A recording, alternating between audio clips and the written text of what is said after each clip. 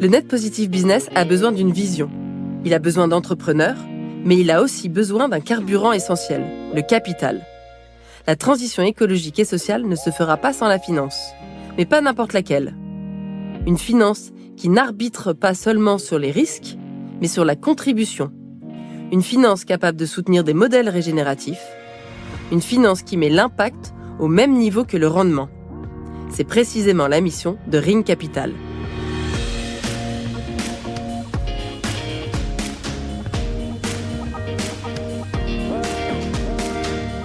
Bienvenue dans Net Positive Business by EDEC, un podcast pour découvrir le net positive, ses fondamentaux et comment l'intégrer dans la stratégie d'une entreprise.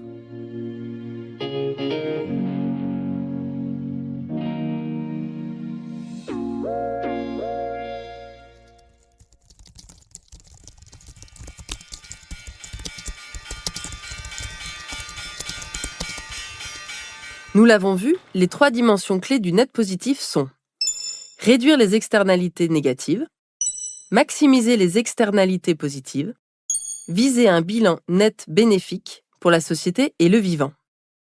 Appliqué à la finance, cela signifie financer ce qui régénère plutôt que ce qui dégrade. Avant de parler de chiffres, de rendement ou même d'impact, une question essentielle se pose. Quelle finance voulons-nous mobiliser pour transformer l'économie ? À l'EDEC Business School, le net positif ne s'arrête pas aux idées. Il s'incarne aussi dans des outils très concrets, capables de transformer des ambitions stratégiques en leviers d'action opérationnelle et de les déployer à grande échelle dans l'entreprise.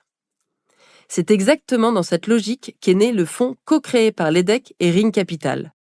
Sybille Béhagle, partenaire impact chez Ring Capital, nous explique pourquoi ce partenariat est stratégique et comment il redéfinit la notion même de performance financière.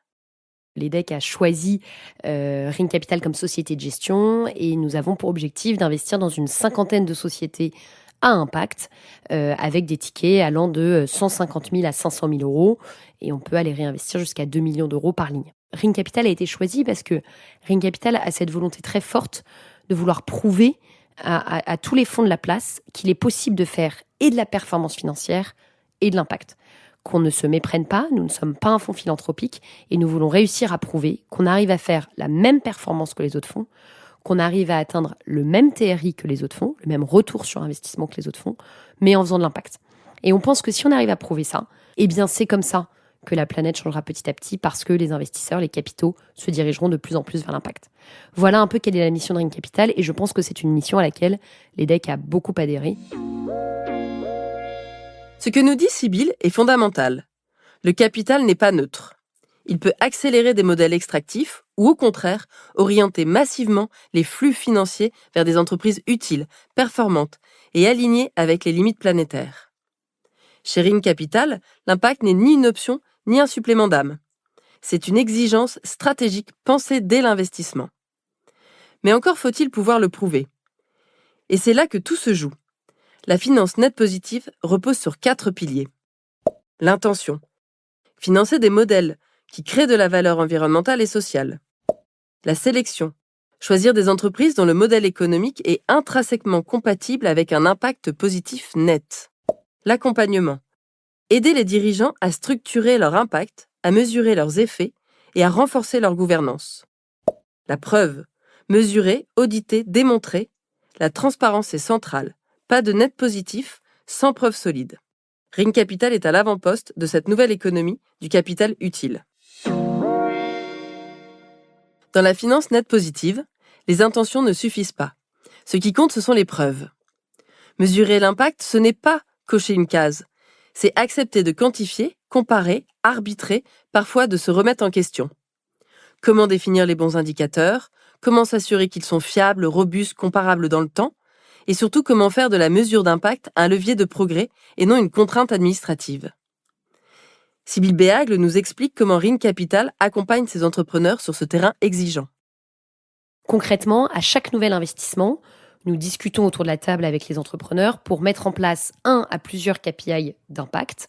Ça peut être des KPI sociaux ou des KPI environnementaux. Par exemple, sur la partie sociale, ça peut être le nombre de personnes de France Travail ayant trouvé un emploi grâce à la solution, ou côté environnemental, tonnes de CO2 évitées grâce à la solution en question. Ces KPI-là doivent être mesurés. Et le plus dur, c'est peut-être cela, de trouver la meilleure manière de s'accorder sur la méthodologie de la mesure de cet impact. Évidemment, plus la société crée de la performance financière, plus, on l'espère, ces KPI d'impact vont augmenter. On essaye le plus souvent de corréler les deux.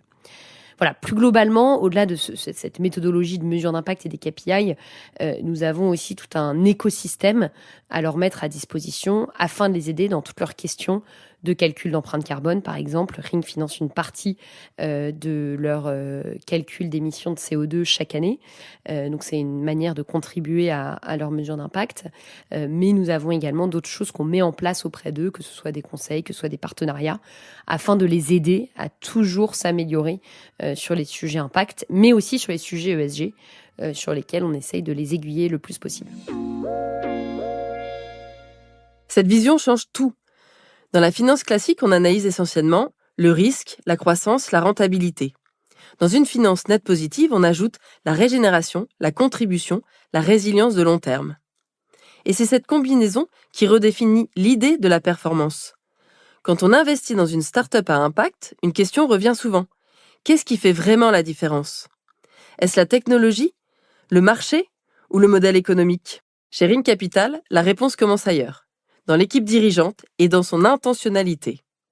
Sybille nous explique comment un fonds net positif sélectionne les entreprises capables de concilier impact et performance. Le net positif ne repose donc pas que sur de bonnes intentions isolées, mais sur la capacité à tenir deux exigences, l'impact et la performance. Et les dirigeants capables de cela construisent des modèles durables, aptes à passer à l'échelle supérieure sans renier leur mission de départ. Mais malgré ces signaux très clairs, la finance traditionnelle reste encore frileuse.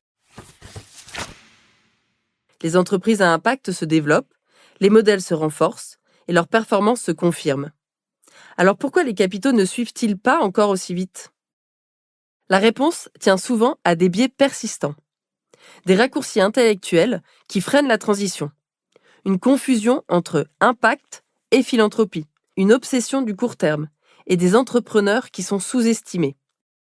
C'est ce que nous explique Gaspard Martin, investisseur chez Ring Capital.